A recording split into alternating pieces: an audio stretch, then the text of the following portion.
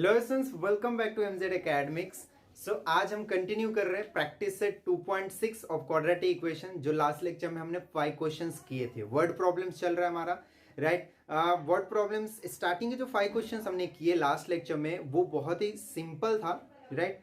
But आज से जो हम कंटिन्यू कर रहे हैं क्वेश्चन नंबर 6 से, वो थोड़े अच्छे लेवल के क्वेश्चन है। सो बहुत ध्यान से सॉल्यूशन देखना, समझना, ओके।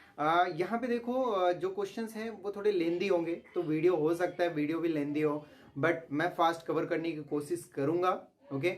आप लोग प्रैक्टिस करो, बार बार वीडियो देख के भी कुछ फायदा नहीं होने वाला है जब तक आप लोग प्रैक्टिस नहीं करोगे खुद से, राइट। वो बहुत ज्यादा इंपॉर्टेंट होता है, ओके। सो चलो विदाउट वेस्टिंग एक्स्ट्रा टाइम, चलो स्टार्ट करते हैं आज का वीडियो लेक्चर। एंड उससे पहले अगर वीडियो को अभी तक लाइक नहीं किया तो वीडियो को लाइक कर दो, राइट। अगर मेरा मेथड पसंद आता है आपको टीचिंग, तो लाइक करना तो बनता है, राइट। फ्रेंड्स के साथ शेयर भी करो, उनको भी जो है उनको भी रिवीजन की जरूरत होगी, वो भी पढ़ेंगे, राइट। और अगर चैनल पे नए हो तो चैनल को सब्सक्राइब कर लो, बेल आइकन प्रेस कर देना, नोटिफिकेशन टाइम टू टाइम आपको मिलते रहेगा लेक्चर्स के, राइट। चलो स्टार्ट करते हैं आज का लेक्चर। ओके सो कंटिन्यू करते हैं प्रैक्टिस सेट 2.6। क्वेश्चन नंबर 5 तक लास्ट लेक्चर में हमने कंप्लीट किया था। आज हम कंटिन्यू कर रहे हैं question number 6, right. So question number 6 जो है वो थोड़ा लेंदी लग रहा है, बट बहुत ही सिंपल है स्टूडेंट्स। बस आप ध्यान से सुनो क्या गिवन है यहाँ पे।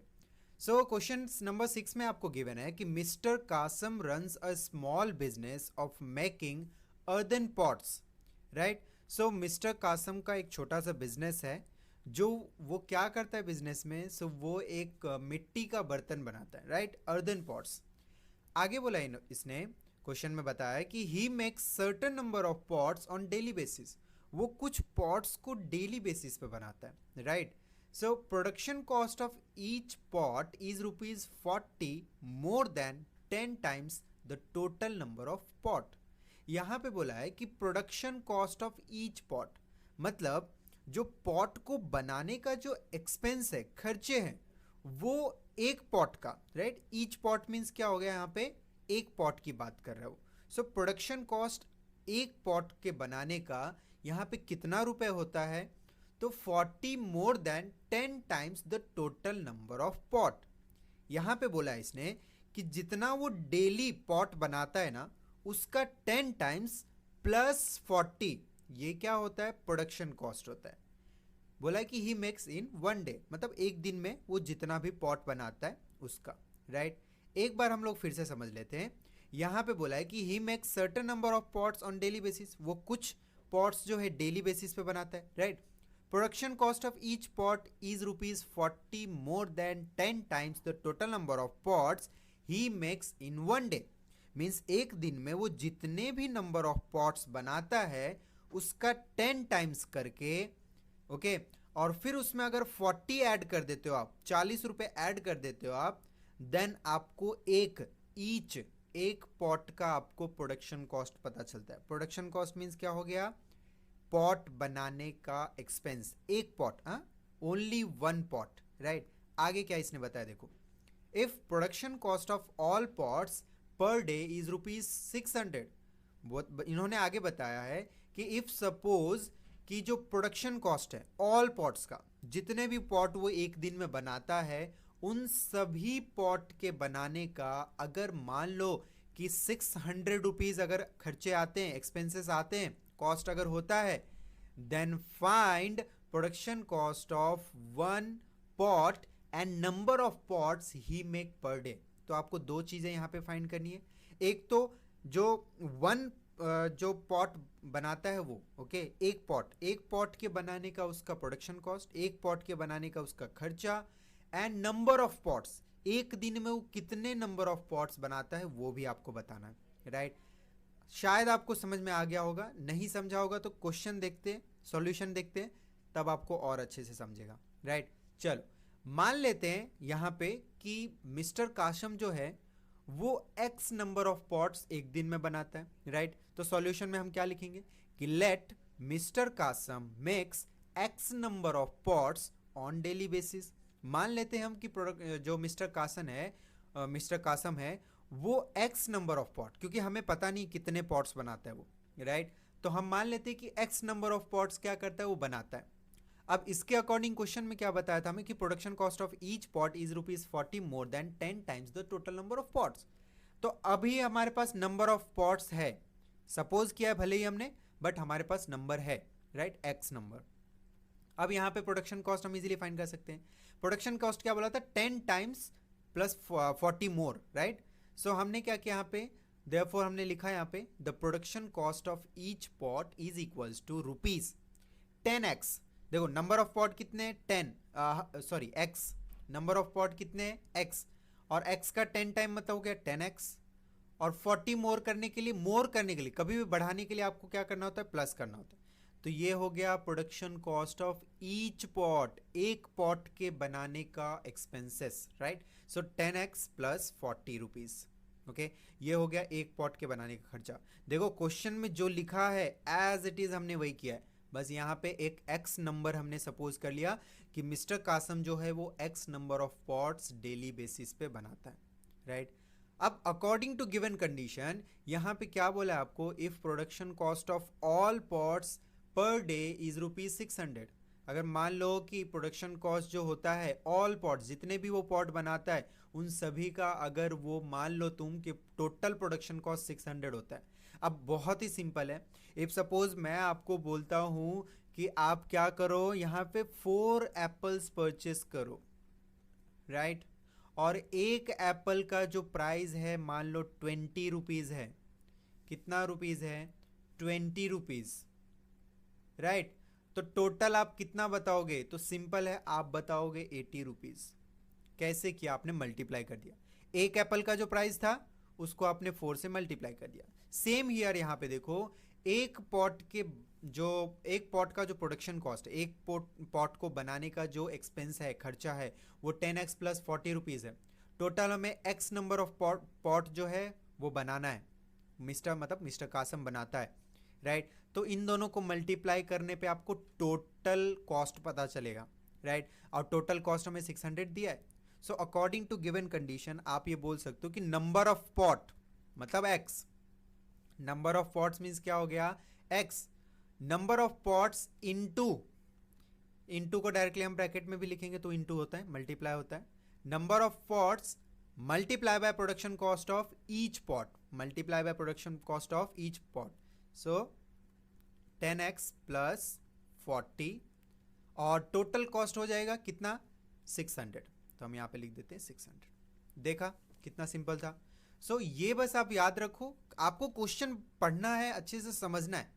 एक बार आप क्वेश्चन अच्छे से समझ गए देन बिल्कुल भी डिफिकल्ट नहीं है, राइट।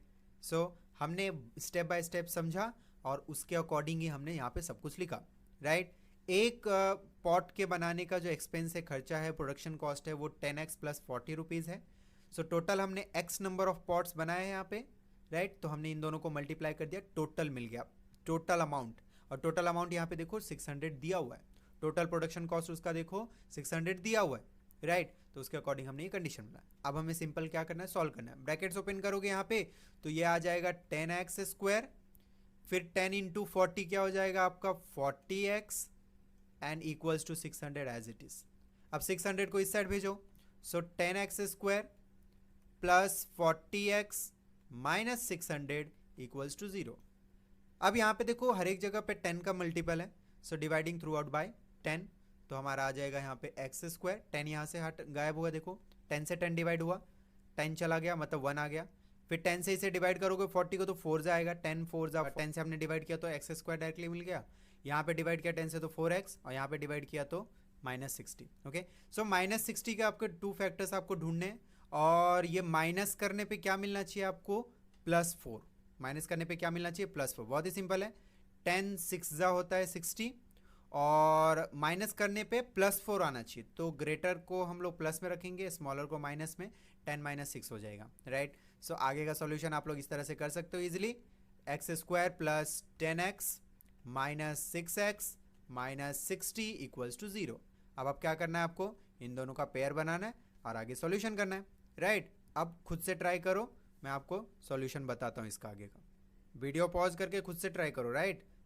सो आई होप कि आप लोगों का भी यही सॉल्यूशन आया होगा। देख लो एक बार क्या है, तो आपको यहाँ से x कॉमन लेना था तो x + 10 आ जाएगा यहाँ पे, राइट, और -6 यहाँ से कॉमन लिया तो x + 10 आ जाएगा। देन यहाँ पे ब्रैकेट में लिख लिया इसे, दोनों को इक्वल में 0 लिखा, x = 6, x = -10, but number of pot can not be negative, so x = -10 is not acceptable, right, so therefore number of pot he make per day is 6 pot. Okay, so ये जो हमारा यहाँ पे आया था x = 6, ये राइट आंसर हो गया।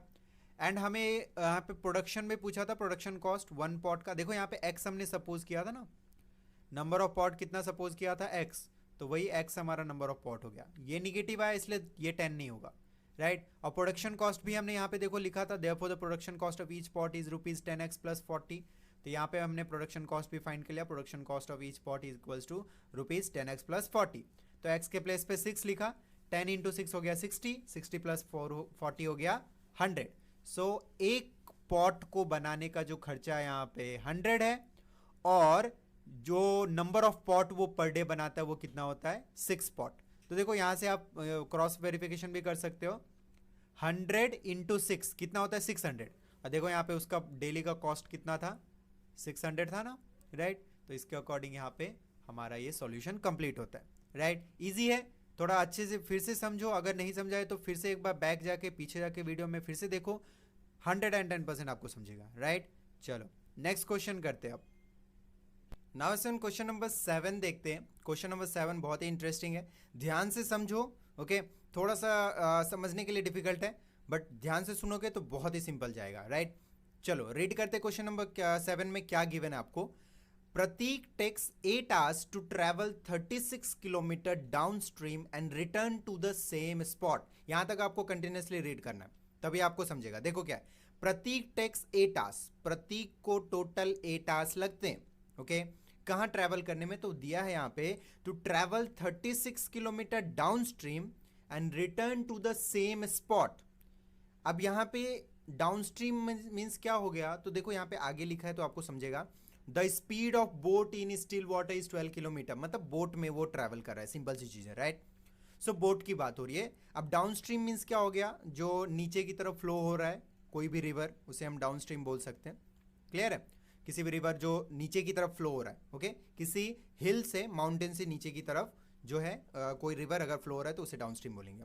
सो 36 किलोमीटर डाउन स्ट्रीम है, और रिटर्न सेम स्पॉट पे आने पे, सेम प्लेस पे आने पे उसे टोटल 8 hours लगते हैं।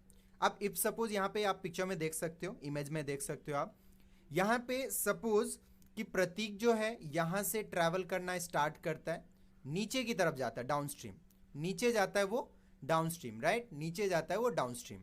क्लियर है, नीचे जा रहा है डाउन स्ट्रीम। अब इसने यहाँ पे कितना ट्रैवल किया, सो 36 किलोमीटर ट्रैवल किया इसने। कितना ट्रैवल किया, 36 किलोमीटर, राइट। अब ये वापस नीचे से ऊपर आता है अपस्ट्रीम, वापस ये आता है नीचे से ऊपर अपस्ट्रीम, एंड टोटल जो इसको टाइम लगते हैं वो 8 hours के लगते हैं। कितना टाइम लगता है टोटल, टोटल 8 hours इसे टाइम लगता है। जाके वापस आने में इसे टोटल 8 hours लगते हैं। डाउन स्ट्रीम गया 36 किलोमीटर, अपस्ट्रीम आया फिर से 36 किलोमीटर। ये समझना बहुत इंपॉर्टेंट है, टाइम जो है वो टोटल 8 hours ही लग रहे हैं, बट डाउन स्ट्रीम में भी 36 किलोमीटर और अपस्ट्रीम वापस आ रहा है उसमें भी 36 किलोमीटर। एंड एक्स्ट्रा इंफॉर्मेशन आगे क्या दिया देखो, the speed of boat in still water is 12 kilometre. ऐसे शांत वाटर है, स्टिल वाटर है और वहां पे एक बोट रखा हुआ है, तो उसका 12 किलोमीटर पर आवर होगा। Okay, speed of boat in still water is 12 kilometre per our, मतलब कोई भी जो बोट को रन कर सकता है, राइट, उसे मतलब उसे आगे कंटिन्यू कर सकता है, वो 12 किलोमीटर पर आवर की स्पीड से कर सकता है। आगे बोला यहाँ पे find the speed of water current, find the speed of water current, तो बोला है कि वाटर करंट का क्या करो, स्पीड फाइंड करो, मतलब वाटर कितने स्पीड में फ्लो हो रहा है ये फाइंड करो, वाटर कितने स्पीड में फ्लो हो रहा है ये फाइंड करो, राइट। तो जो भी वर्ड प्रॉब्लम में आपको पता है, जो भी हमें फाइंड करना होता है उसे हम क्या करते हैं, सपोज कर लेते हैं, उसे क्या करते हैं, सपोज कर लेते हैं। तो देखो यहाँ पे let the water current be x kilometre per hour, मान लिया कि वाटर जो करंट है, वाटर का जो स्पीड है वो x किलोमीटर पर आवर है, एंड हमें ये गिवन है, क्या गिवन है कि speed of boat is 12 kilometre per our. Boat का जो स्पीड है वो कितना है, 12 किलोमीटर पर आवर। अब यहाँ पे सब कुछ आपको स्पीड में गिवन है, तो हम क्या करेंगे, बोट का स्पीड भी फाइंड कर लेंगे, अगर वो डाउन स्ट्रीम में जा रहा है या फिर अगर वो अपस्ट्रीम में आ रहा है।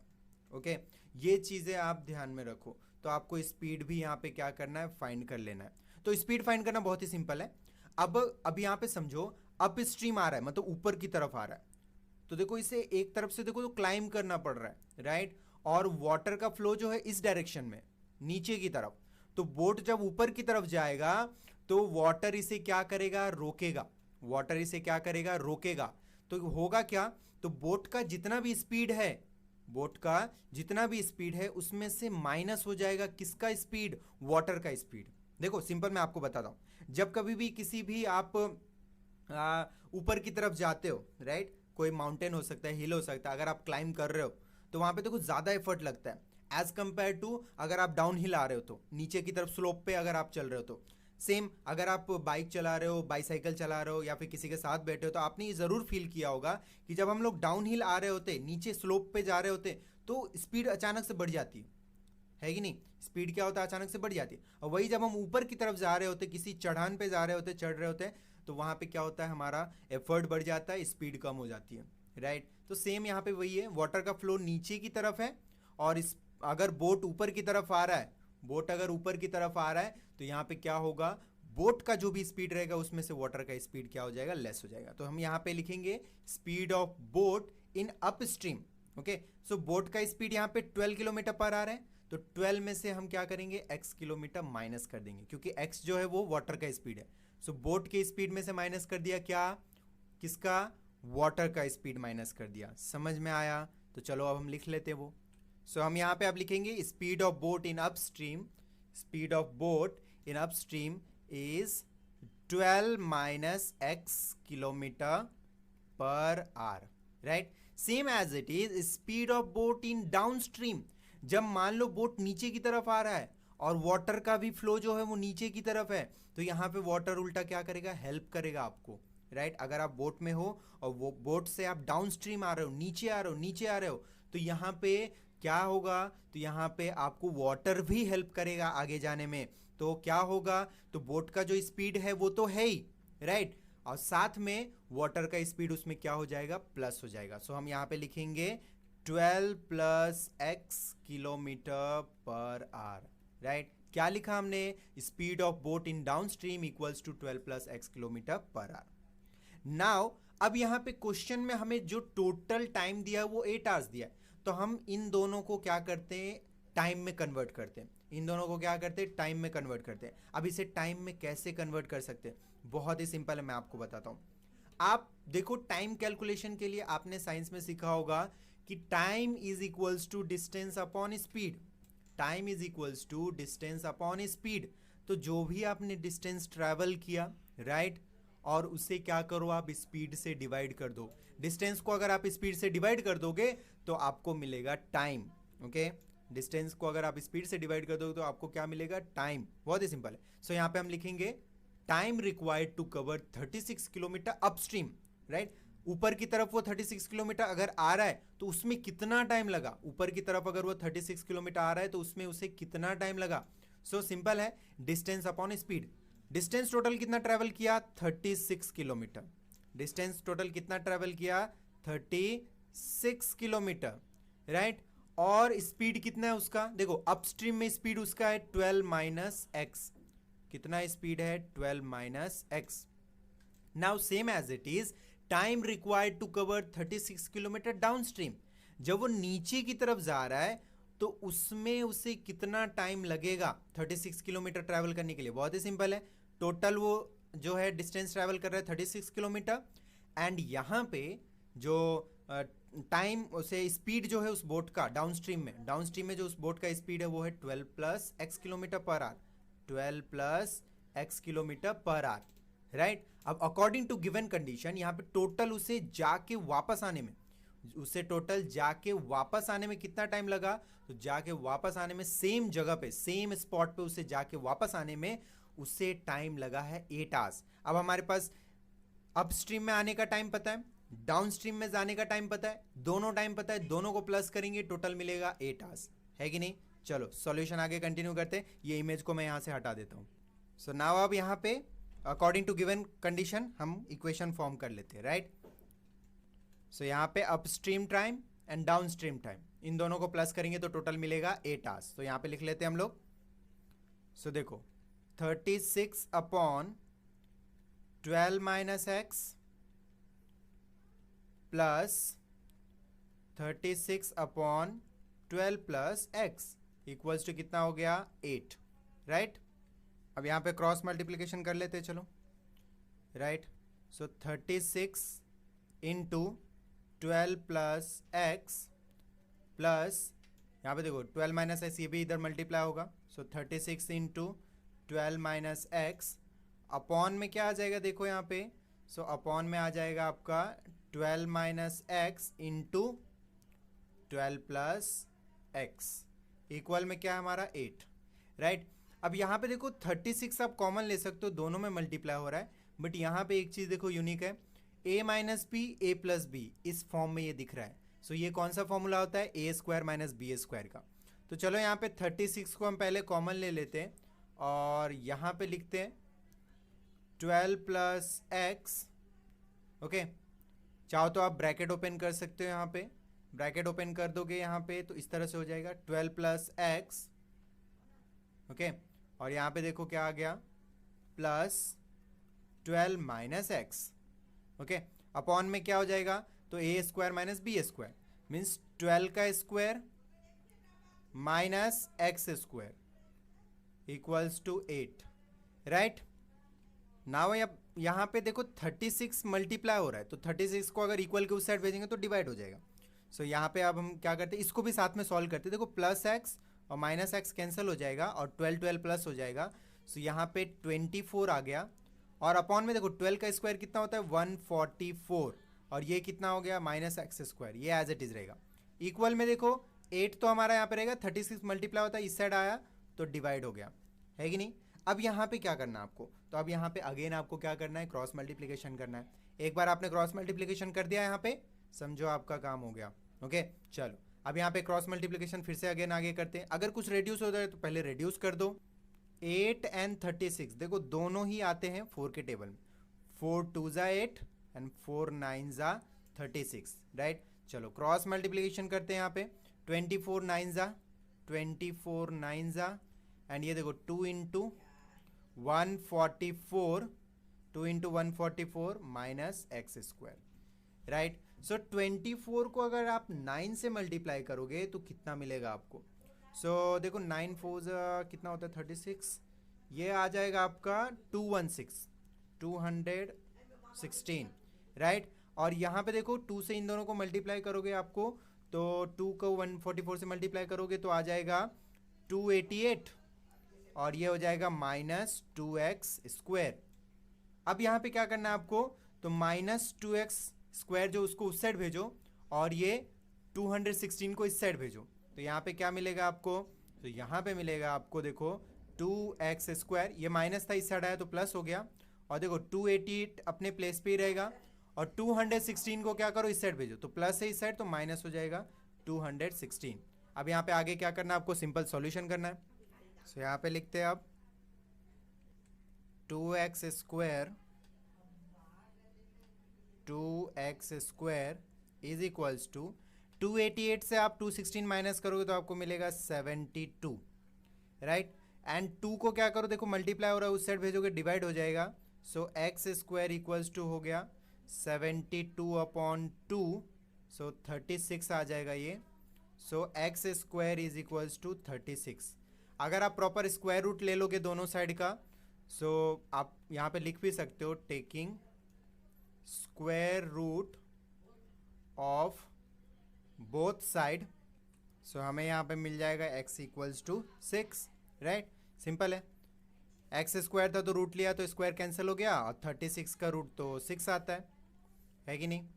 सो ये मिला हमें x का वैल्यू। अब x हमने क्या सपोज किया था, let the water current be x kilometre per hour, और हमने क्या यहाँ पे फाइंड किया, find the speed of water current, हमें यही फाइंड करना था और वही हमने x सपोज किया था, तो देखो x मिल गया, राइट। अब यहाँ पे एक प्रॉब्लम ये होता है ना कि जब कभी भी हम स्क्वायर रूट लेते हैं ना, जब कभी भी हम स्क्वायर रूट लेते हैं तो प्लस और माइनस दोनों में आता है आंसर।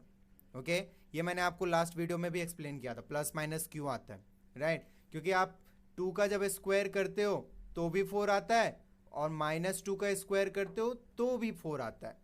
तो अगर रूट आप ले रहे हो यहाँ पे 4 का तो -2 भी हो सकता है और यहाँ पे +2 भी हो सकता है, इस तरह से है कि नहीं? सो दैट्स वाई यहाँ पे प्लस माइनस दोनों साइन आता है।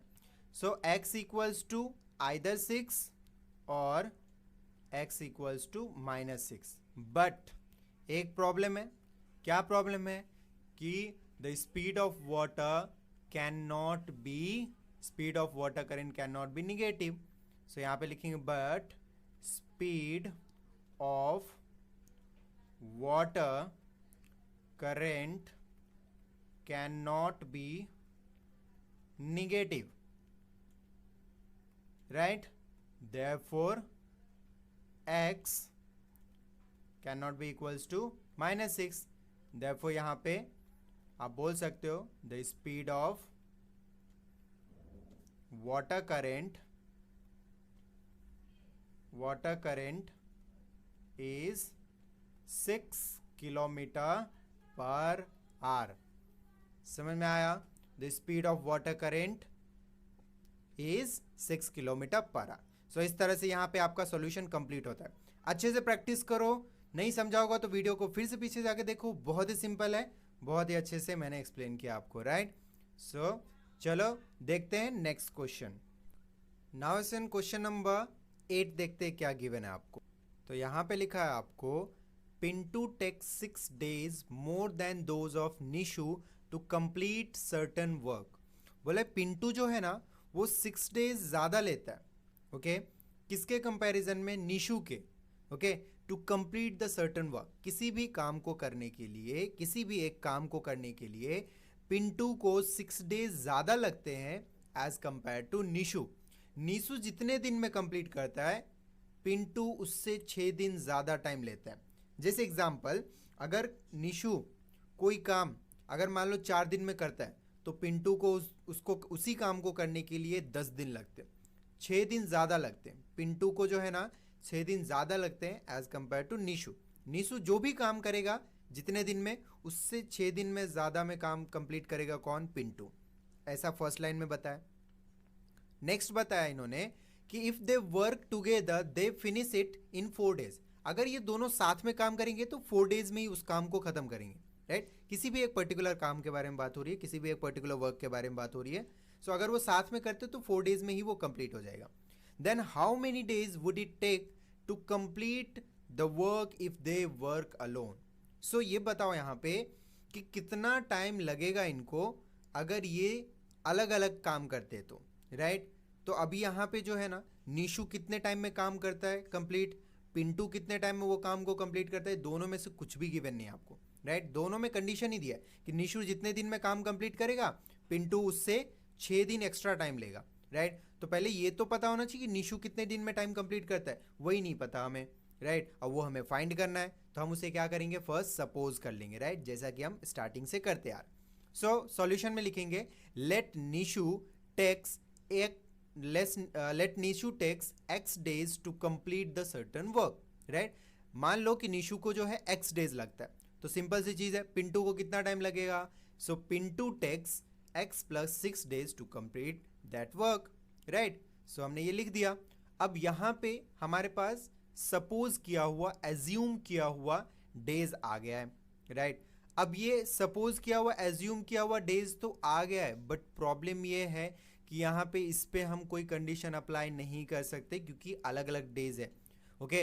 दोनों के काम अलग अलग हैं, डेज अलग अलग हैं, ओके? और तो इसलिए यहाँ पे इसको हम साथ में यूज़ नहीं कर सकते। तो हम यहाँ पे क्या कर सकते? तो हम यहाँ पे एक टाइम फिक्स कर देंगे, कि एक दिन में ये लोग कितना टाइम कंप्लीट, एक दिन में ये लोग कितना काम कंप्लीट करते हैं, राइट? अगर ये हमें पता चल जाए कि एक दिन में ये लोग कितना टाइम काम जो है, वर्क जो है वो कंप्लीट करते हैं, देन यहाँ पे हम क्या कर पाएंगे? इजीली फाइंड कर पाएंगे जो भी क्वेश्चन में कंडीशन दिया उसके अकॉर्डिंग। जैसे कंडीशन दिया है आपको कि if they work together they finish it in 4 days, right. Days अलग अलग है, सभी का काम अलग अलग है, दोनों अगर साथ में करते हो तो जल्दी हो जाएगा काम। तो कुछ भी यहाँ पे सिमिलर नहीं है, सब कुछ डिफरेंट है। तो इसके लिए कुछ तो एक सेम करना होगा, सिमिलर बनाना होगा।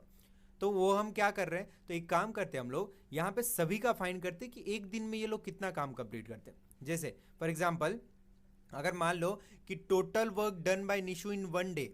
अच्छा पहले ये बताओ कितना 1 डे में वो लोग काम कंप्लीट कर सकते हैं।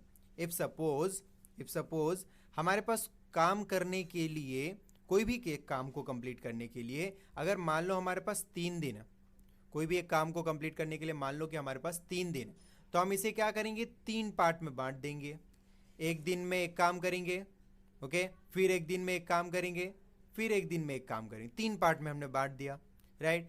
फर्स्ट डे जो है यहाँ पे 3 में से एक काम हो गया।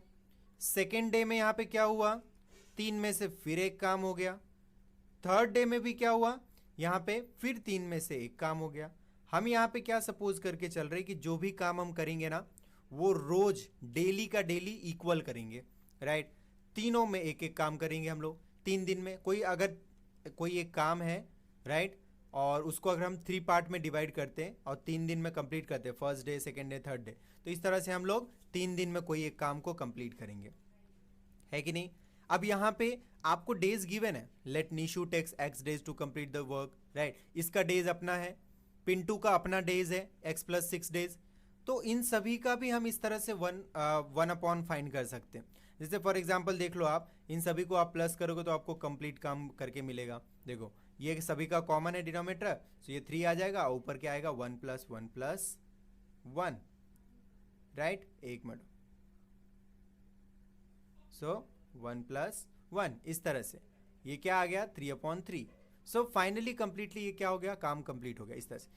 तो जब कभी भी हम यहाँ पे सपोज करके चलेंगे कोई भी काम अगर हमें करना है ना कंप्लीट, किसी भी काम को करना है, तो उसे हम इक्वल पार्ट में डिवाइड कर देंगे, राइट। जैसे यहाँ पे 3 दिन में करना है तो हम 3 दिन में बांट दिया, राइट। वैसे ही मुझे यहाँ पे जो निशु काम कर रहा है ना वो x डेज में कर रहा है। क्या कर रहा है, x डेज में काम कर रहा है। तो एक दिन में कितना काम कर, जैसे यहाँ पे देखो मैं जो काम कर रहा था ना वो 3 डेज में कर रहा था।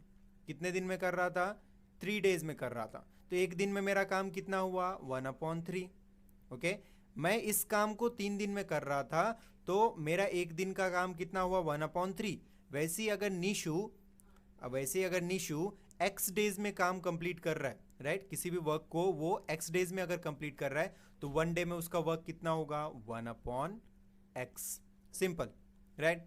वैसे ही total work done by Pintu in 1 day, जैसे यहाँ पे total work done by Nishu in 1 day कितना था 1/x, वैसे ही total work done by Pintu in 1 day. Pintu कितने दिन में काम करता है, x + 6 डेज में, सो 1 डे में इसका काम कितना कंप्लीट होगा, सो 1/x + 6, राइट, इस तरह से, राइट। अब आगे आपको क्वेश्चन में क्या किया था कि if they both work together they finish it in 4 days. So हम लोग यहाँ पे बोल सकते हैं but both take only 4 days to finish it together, right. यहाँ पे अगर दोनों साथ में काम करते तो 4 ही दिन में काम कंप्लीट करते।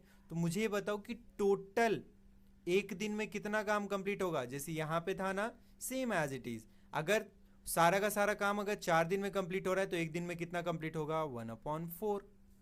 बहुत ही सिंपल है, राइट। सभी को हमने देखो 1 डे में कन्वर्ट कर दिया। अब यहाँ पे इजीली हम इसे जो है इक्वेशन में कन्वर्ट कर सकते हैं। इससे पहले नहीं कर सकते थे, क्यों, क्योंकि इसका अलग डे था, इसको अपना अलग दिन लग रहा था, इसको अलग डेज लग रहे थे, और यहाँ पे साथ में कर रहे थे तो वो भी अलग था, सारे डेज अलग अलग थे।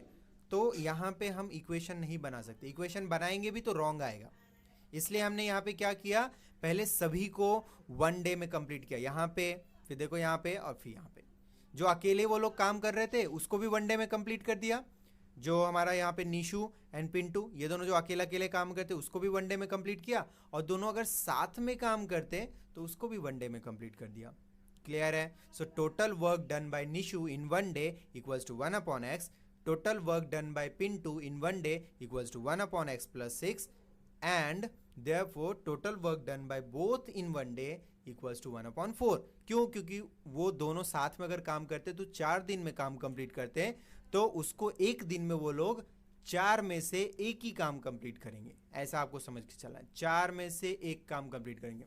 वो लोग टोटल 4 पार्ट में डिवाइड कर देंगे काम को, उसमें से फर्स्ट डे इतना होगा, सेकेंड डे में इतना होगा, थर्ड डे में इतना, फोर्थ डे में इतना। सो 1/4, 1/4, 1/4 एंड 1/4, इस तरह से वो लोग 4 दिन में कोई भी काम को कंप्लीट करते हैं। समझा? राइट। अब यहाँ पे अगर इन दोनों का एक दिन का, अगर जो भी एक दिन में ये लोग काम करते हैं, इन दोनों को अगर ऐड कर दें तो फिर इन दोनों का जो भी एक दिन का काम होगा वो होगा 1/4। समझ में आया? एक दिन में लोग जो भी काम करते हैं उन दोनों को अगर हम लोग प्लस करेंगे तो इनका काम जो कंप्लीट होगा वो 1/4 काम कंप्लीट होगा। ओके, सो 1/4 जो वर्क है वो कंप्लीट होगा अगर हम इन दोनों का जो है वर्क जो है ऐड कर दे वन डे का। राइट, वन डे में इसने इतना काम किया, इसने इतना काम किया, ये दोनों का मिला के 1/4 काम इसने वर्क जो है उसने कंप्लीट किया। समझा? राइट, चलो इसको प्रॉपरली लिख लेते हैं अभी। So according to given condition हम यहाँ पे इन दोनों को प्लस करके 1/4 लिख देते इक्वल में। राइट, सो एक दिन में यहाँ पे निशु ने कितना वर्क कंप्लीट किया? सो इसने वर्क कंप्लीट किया 1/x। ओके, फिर एक दिन में ये पिंटू ने कितना वर्क कंप्लीट किया? तो इसने वर्क कंप्लीट किया इसने कितना वर्क कंप्लीट किया? सो इसने कंप्लीट किया 1/x + 6, और दोनों का मिला के कितना एक दिन में कंप्लीट होगा वर्क? सो 1/4। समझा? So according to given condition हमने यहाँ पे लिख दिया। राइट, निशु ने वन डे में 1/x वर्क कंप्लीट किया, पिंटू ने 1/x + 6 वर्क कंप्लीट किया, दोनों का ऐड करके वन डे में कितना कंप्लीट हुआ वर्क? 1/4। अब इसको हम सिंपली क्या करेंगे? सिंप्लीफाई करेंगे, सॉल्व करेंगे, देन हमारा यहाँ पे आगे इक्वेशन बन जाएगा। राइट, ऑलरेडी इक्वेशन हो चुका है, आगे हमें बस सॉल्व करना है। देखो क्रॉस मल्टीप्लाई यहाँ पे करना होगा, प्लस का साइन है। सो x + 6 × 1, x + 6 × 1 और x × 1 क्या आ जाएगा? सेम आ जाएगा।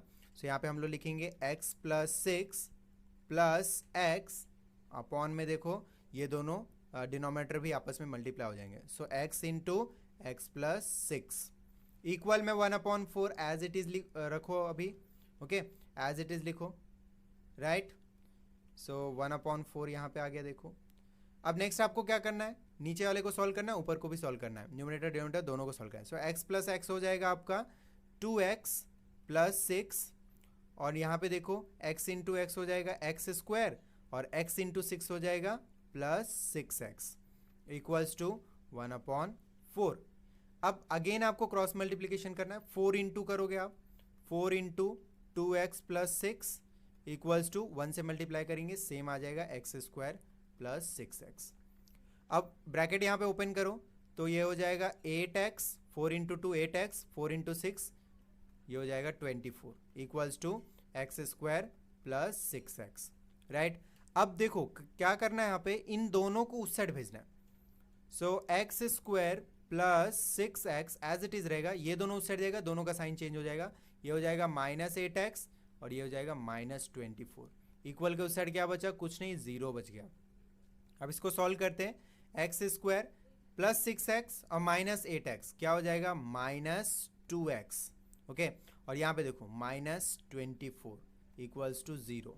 अब सिंपल क्या करना है आपको? -24 का फैक्टराइजेशन करना है। माइनस करने पे क्या आना चाहिए? -2 आना चाहिए। माइनस करने पे क्या आना चाहिए? -2।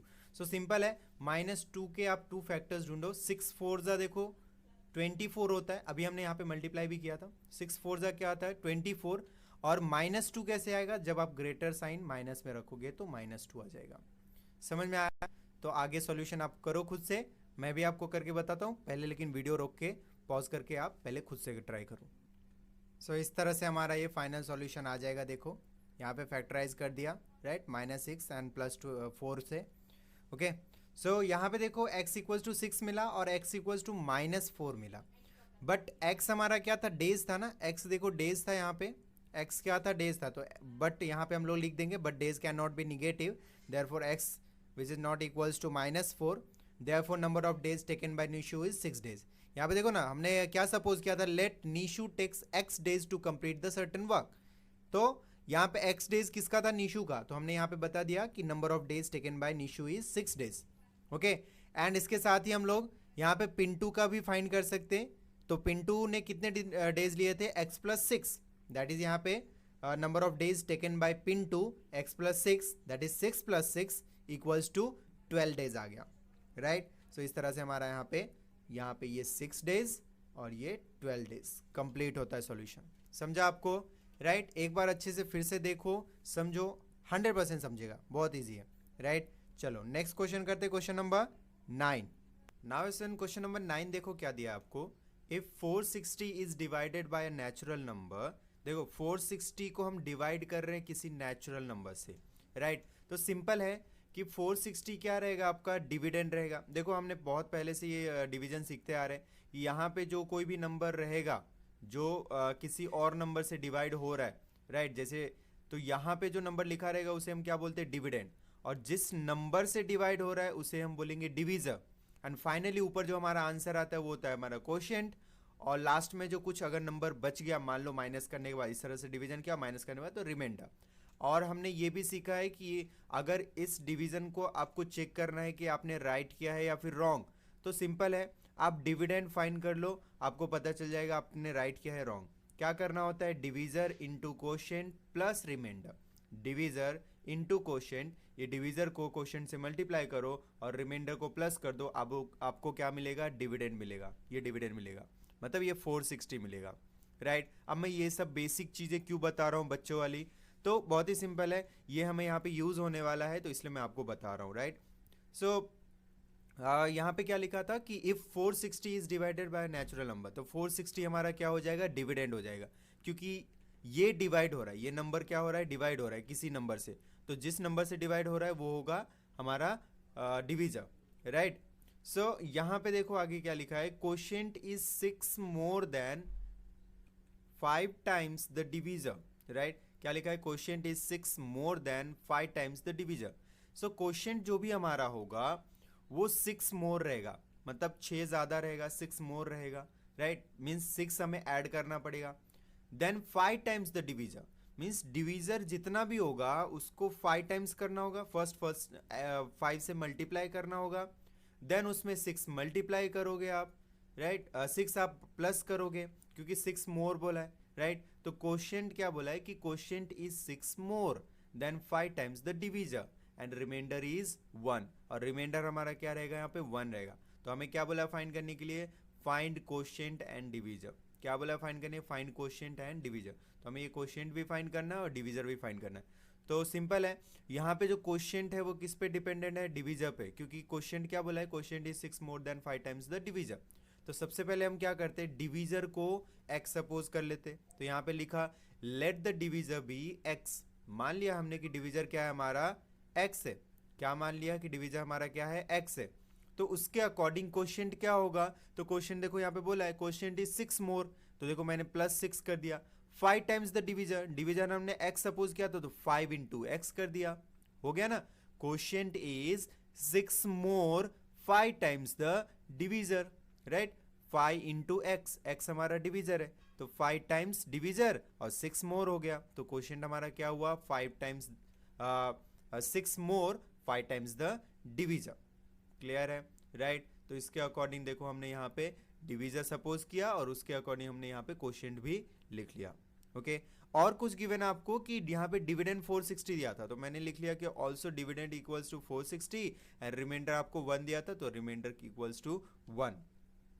अब ये फॉर्मूला हम बचपन से जानते हैं कि we know that dividend equals to divisor into quotient plus remainder, right, quotient plus remainder. So यहाँ पे डिविडेंड का वैल्यू हम लोग लिख लेंगे 460, डिवीजर हमने x सपोज किया था और कोशेंट हमने देखो खुद से यहाँ पे अकॉर्डिंग टू गिवन क्वेश्चन हमने यहाँ पे बनाया था, राइट, क्वेश्चन में जैसा दिया हुआ था उसके अकॉर्डिंग हमने क्वेश्चन लिखा था 5x प्लस 6, और रिमाइंडर भी हमें 1 दिया हुआ था तो प्लस 1 कर लिया। क्या किया, सिंपल डिविडेंड का लिखा वैल्यू, डिवीजर का देखो यहाँ पे x लिखा, कोशेंट का देखो यहाँ पे 5x प्लस 6 लिखा, और रिमाइंडर 1 था तो रिमाइंडर प्लस 1 कर दिया। अब सिंपल इसको सिंप्लीफाई करोगे हमें क्या मिलेगा, हमें मिलेगा क्वाड्रेटिक इक्वेशन, राइट। क्या किया यहाँ पे x से इन दोनों को ब्रैकेट ओपन करोगे तो दोनों से मल्टीप्लाई होगा, तो x इंटू 5x हो गया 5x स्क्वायर, x इंटू 6 हो गया 6x और ये प्लस 1, ओके। अब देखो 460 का इक्वल के उस साइड क्या काम, राइट, लेफ्ट साइड में कोई ज़रूरत ही नहीं उसकी, एक काम करो उसको राइट साइड में लेके आओ। तो यहाँ पे देखो 460 हमारा प्लस में था, इस साइड आया तो हो गया ये माइनस, बाकी 5x² plus 6x plus 1 as it is लिखा हमने, और ये प्लस 460 को हमने इस साइड लेके आ गए, तो ये हो गया माइनस 460। इक्वल में क्या बचा, कुछ नहीं, ज़ीरो, राइट। अब यहाँ पे देखो ये प्लस 1 और माइनस 460 प्लस माइनस माइनस हो जाएगा, तो ये हो जाएगा 459, बाकी 5x² plus 6x as it is रहेगा, इक्वल्स टू ज़ीरो। अब हमें क्या करना होता है, हमें करना होता है फैक्टराइजेशन, या फिर आप फॉर्मूला मेथड यूज़ कर सकते हो। फैक्टराइजेशन जो है यहाँ पे शॉर्टकट में हो जाएगा फटाफट, तो हम फैक्टराइजेशन करते हैं। फैक्टराइजेशन के लिए क्या करना होता है आपको, तो a इंटू सी, तो देखो a के प्लेस पे आपका 5 लिखा है और c के प्लेस पे लिखा है माइनस 459, तो वही किया हमने, देखो a into C equals to 5 into minus 459, total कितना मिला, माइनस 2295, ओके, माइनस 2295। इसको जब हम फैक्टराइज करेंगे तो ऐसे दो नंबर चाहिए जिसे माइनस करने पे क्या आना चाहिए, 6 आना चाहिए, माइनस करने पे क्या आना चाहिए, 6 आना चाहिए, वो भी प्लस 6, राइट। तो हम यहाँ पे 45 इंटू 51 करेंगे ना, तो मल्टीप्लाई करोगे आप तो 2295 आएगा, और प्लस माइनस माइनस, लेकिन आप जब इसे देखो माइनस प्लस माइनस करोगे तो ग्रेटर साइन प्लस में है, तो इसलिए यहाँ पे आ जाएगा आपका प्लस 6। देखो ये ज़्यादा मुझे अच्छे से बताने की ज़रूरत नहीं है, आप लोगों को ऑलरेडी आता ही है, राइट। अगर स्टार्टिंग के आपने क्वाड्रेटिक इक्वेशन के वीडियोस देखे हैं तो आपको आता ही है, ओके। चलो अब यहाँ पे क्या करते हैं, इसको फैक्टराइज कर लेते हैं। देखो प्लस 6x को हमने चेंज कर दिया किस में, माइनस 45x प्लस 51x, और बाकी हमारा 5x² एज इट इज़ है, माइनस 459 एज इट इज़ है, ओके। अब स्टार्टिंग के दो टर्म एंड लास्ट के दो टर्म, इन दोनों का पेयर बनाएंगे और कॉमन लेंगे। तो इन दोनों में से क्या कॉमन ले सकते हैं हम लोग, तो 5x देखो कॉमन ले सकते हैं। यहाँ से 5x कॉमन ले लिया तो ओनली x बच गया, और यहाँ से 5x कॉमन लिया तो x तो पूरा चला गया, बट 9 5 45 होता है, तो 9 बच गया और 5 बाहर गया। सेम एज इट इज़, हमें यहाँ पे ब्रैकेट सेम चाहिए तो हम यहाँ पे 51 कॉमन लेंगे, ओके। ब्रैकेट सेम चाहिए इसलिए हम यहाँ पे 51 कॉमन लेंगे, तो यहाँ पे देखो x बच जाएगा, और 51 को आप 9 से मल्टीप्लाई करोगे तो आपको 459 मिलता है, इसलिए 51 अगर बाहर गया तो 9 बच जाएगा। अब आगे आपको क्या करना है, तो यहाँ पे जो बाहर है उसको एक साथ लिखेंगे और जो ब्रैकेट में उसको एक साथ लिखेंगे, राइट। सो यहाँ पे हमने दोनों को साथ में लिख के क्या किया, 0 दे दिया। अब यहाँ पे देखो प्लस 51 जो है इक्वल के उस साइड जाएगा तो माइनस 51 होगा, और ये 5 मल्टीप्लाई हो रहा था तो इस साइड आया, डिवाइड हो गया। बट x जो है यहाँ पे क्या बोला था कि 460 is divided by a natural number, 460 जो है वो नेचुरल नंबर से डिवाइड हो रहा है, और x क्या था यहाँ पे, x ही डिवीजर था हमारा, राइट। x हमारा क्या था, डिवीजर, तो x उसके अकॉर्डिंग क्या होना चाहिए, नेचुरल नंबर होना चाहिए, बट यहाँ पे तो निगेटिव आ गया, तो हम ये लिखेंगे यहाँ पे but natural number can not be negative, therefore x can not be equals to minus 51/5। समझा, तो नेचुरल नंबर निगेटिव नहीं हो सकता, इसलिए क्योंकि क्वेश्चन में दिया था, देखो नेचुरल नंबर है, जो भी हम डिवाइड करेंगे ना वो क्या रहेगा, नेचुरल नंबर। बट यहाँ पे देखो x माइनस 9 इक्वल्स टू 0 क्या आया, ये वाला जो था x माइनस 9 वो क्या आया, तो माइनस 9 उस साइड गया तो प्लस 9 हो गया, तो x इक्वल्स टू 9। देयरफॉर हम लोग बोल सकते हैं कि डिवीजर क्या होगा हमारा 9, क्योंकि x को डिवीजर आपने सपोज किया था तो x की वैल्यू 9 मिली आपको, तो डिवीजर हमारा क्या हो गया 9। और क्वोशिएंट हमारा देखो क्या था, 5x प्लस 6, तो यहाँ पे हम क्या कर रहे हैं, तो 5x प्लस 6 लिखा हमने, quotient equals to 5x plus 6 लिखा, x के प्लेस पे 9 पुट किया तो 5 इंटू 9 प्लस 6, तो 45 प्लस 6 हो गया आपका 51, तो क्वोशिएंट कितना मिला 51। तो इस तरह से आपका क्वेश्चन नंबर 9 जो है वो कंप्लीट होता है, राइट।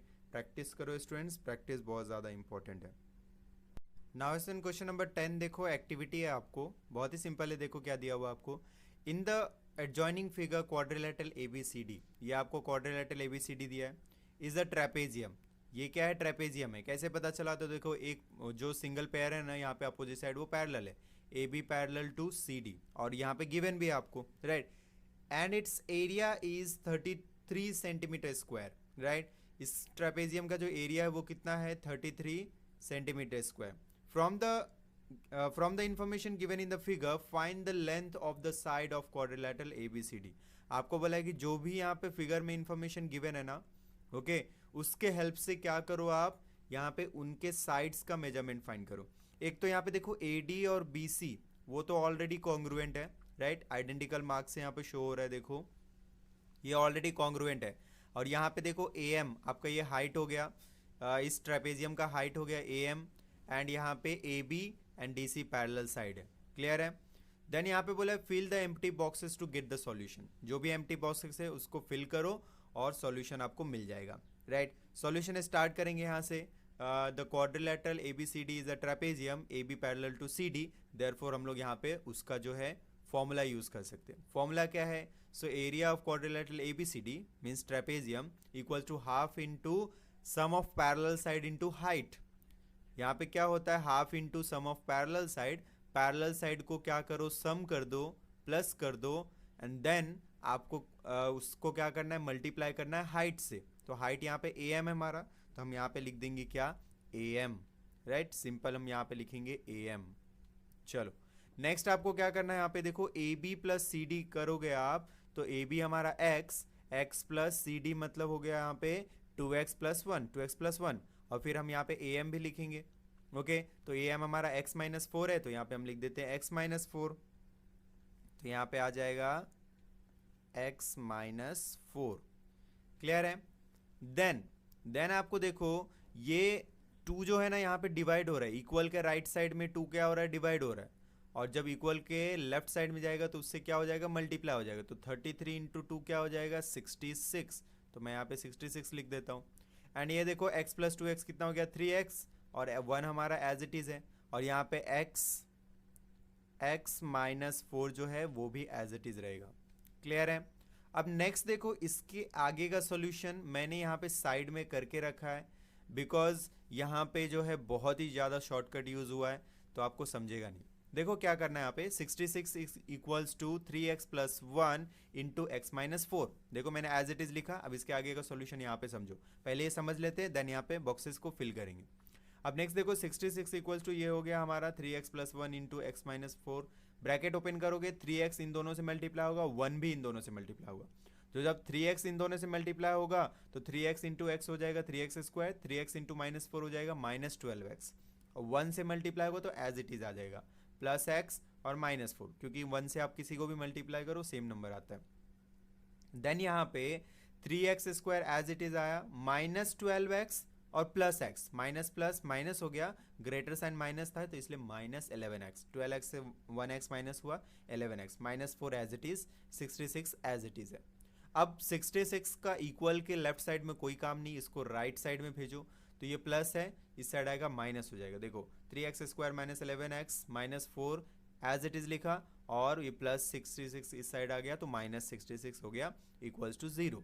अब क्या करना है आपको, minus 4 minus 66, minus minus plus हो जाएगा, और दोनों माइनस में इसलिए माइनस 70, तो 66 प्लस 4 कितना हो जाएगा 70, और दोनों ही माइनस है इसलिए माइनस 70। यहाँ तक हो गया। अब क्या करना है, इसे फैक्टराइज करना है, तो फैक्टराइज करने के लिए क्या करना होता है, तो a इंटू सी करना होता है आपको, राइट।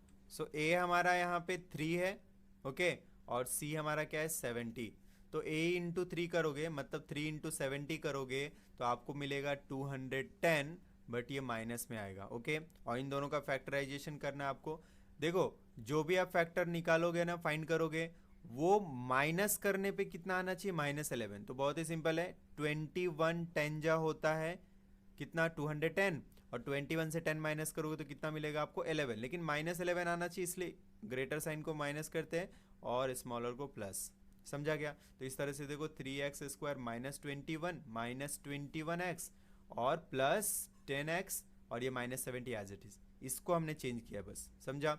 अब दो का पेयर बनाओ, कॉमन ले लो, इन दोनों में से देखो क्या कॉमन ले सकते हो, 3x कॉमन ले सकते हो, राइट। इन दोनों में से 3x, देखो यहाँ पे भी 3x है, और यहाँ पे 21 जो है 7 3 होता है 21, ओके। सो 21 से आप 3 कॉमन ले सकते हो, x तो है ही, तो 3x यहाँ से भी कॉमन ले लिया, तो यहाँ पे बच गया x, और यहाँ पे सिर्फ और सिर्फ 7 बचा क्योंकि 3x बाहर आ गया, समझा।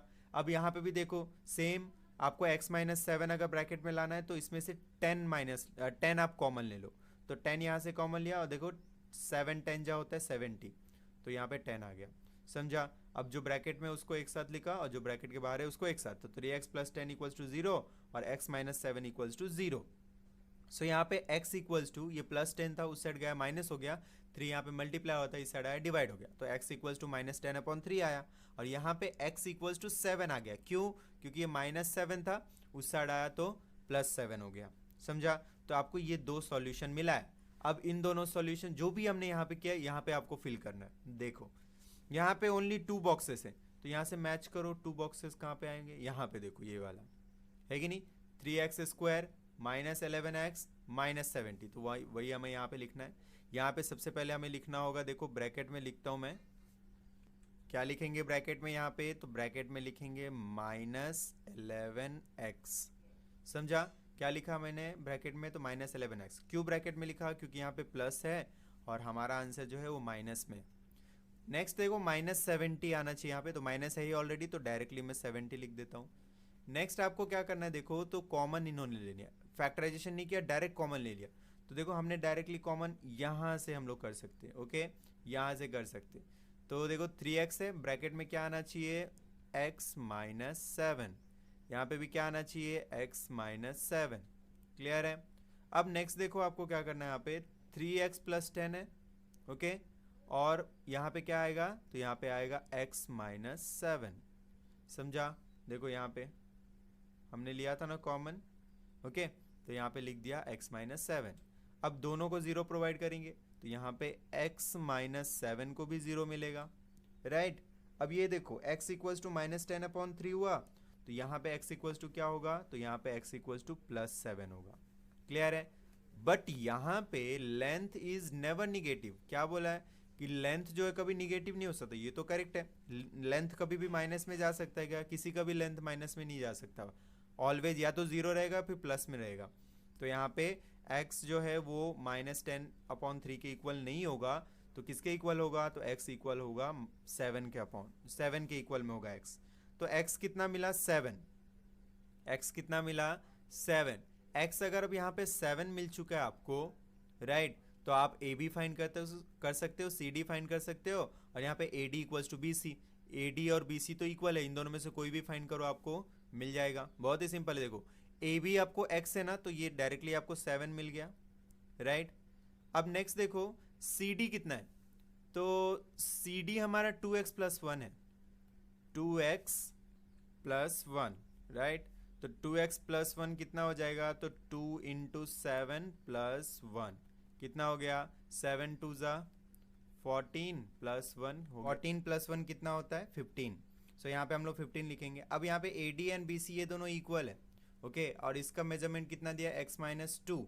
तो यहाँ पे x - 2 कितना होगा बताओ? तो 7 - 2 दैट इज 5 हो जाएगा, ओके। तो यहाँ पे हम लोग अब मेजरमेंट्स लिख लेते हैं। So C D equals to 15 and ये A D equals to B C कितना हो गया? 5। क्लियर है? तो इस तरह से यहाँ पे हमारा ये क्वेश्चन नंबर 10 भी कंप्लीट होता है एंड प्रैक्टिस सेट 2.6 भी कंप्लीट होता है, ओके। सारे क्वेश्चंस मैंने सॉल्व किए यहाँ पे, आप ध्यान से प्रैक्टिस करो, सिंपल है, राइट। प्रैक्टिस करोगे तो इजी जाएगा, प्रैक्टिस नहीं करोगे तो 100% आप भूल जाओगे कि सॉल्यूशन कैसे हुआ है, ओके। तो प्रैक्टिस बहुत ज़्यादा इंपॉर्टेंट है, राइट। चलो यहाँ पे एंड करते वीडियो। सो स्टूडेंट्स यहाँ पे आपका प्रैक्टिस सेट 2.6 एंड होता है, राइट। इसके साथ ही आपका प्रैक्टिस सेट का जो भी क्वेश्चन था क्वाड्रेटिक सारा कंप्लीटली हमने सॉल्व किया, ओके। प्रॉब्लम सेट का हम लोग थोड़ा होल्ड पे रखते हैं बिकॉज प्रॉब्लम सेट सेम है आपका, जैसा आपने चैप्टर में सीखा वही सेम है।